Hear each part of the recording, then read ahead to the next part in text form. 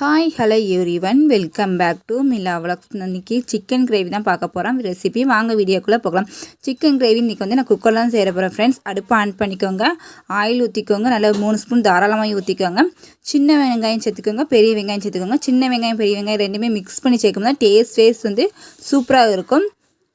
நல்லா மிக்ஸ் பண்ணிக்கோங்க. நல்லா வந்து ப்ரௌன் கலரில் மாறினோடனே நெக்ஸ்ட்டு சேர்த்துக்கலாம்.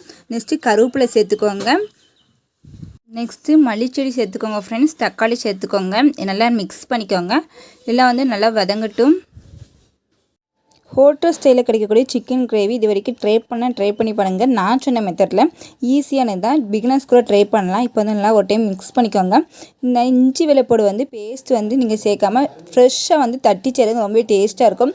நான் இந்த டைம் வந்து அப்படிலாம் செய்கிறேன். இஞ்சி வெள்ளைப்பூடு பட்டை 3மே நல்லா தட்டி சேர்த்துக்கோங்க. அப்போ தான் வாசனையாக இருக்கும். டேஸ்ட் வைஸ் வந்து இது ஒரு ரிச்சான ஸ்மெல் வரும். சிக்கன் கிரேவிக்கு மட்டும் இல்லை, எதுக்குனாலும் இஞ்சி வெள்ளைப்பூடு பேஸ்ட் வந்து ஃப்ரெஷ்ஷாக சேர்த்து பாருங்கள். அது டேஸ்ட் வைஸ் வந்து நல்லாவே இருக்கும். இந்த டைம் வந்து நான் அப்படி தான் சேர்த்துருக்கேன். நல்லா போட்டு நல்லா பச்சை வாசனை போகிற வரைக்கும் நல்லாவே மிக்ஸ் பண்ணிக்கோங்க ஃப்ரெண்ட்ஸ்.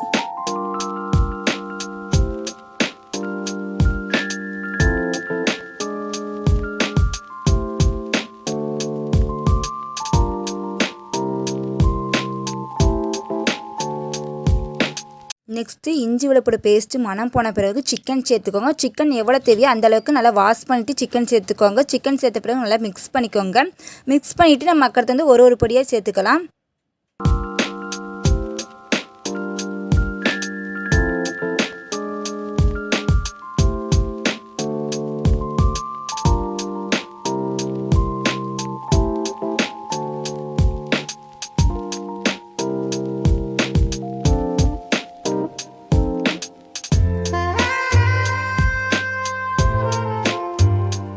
நெக்ஸ்ட்டு மஞ்சள்தூள் 1/4 டீஸ்பூன் சேர்த்துக்கோங்க ஃப்ரெண்ட்ஸ். சில்லித்தூள் 1 ஸ்பூன் சேர்த்துக்கோங்க.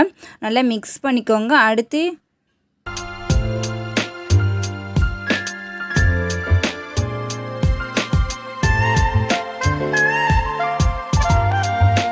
நெக்ஸ்ட்டு மல்லித்தூள் 3 ஸ்பூன் சேர்த்துக்கோங்க. குட்டி ஸ்பூனுக்கு இந்த 3 ஸ்பூன் சேர்த்துருக்கேன். பெரிய ஸ்பூன்னா 1/4 ஸ்பூனே போதும். நெக்ஸ்ட்டு கரம் மசாலா வந்து 1/4 டீஸ்பூன் சேர்த்துக்கோங்க. ரொம்ப சேர்க்க வேணாம், 1/4 டீஸ்பூன் போதும்.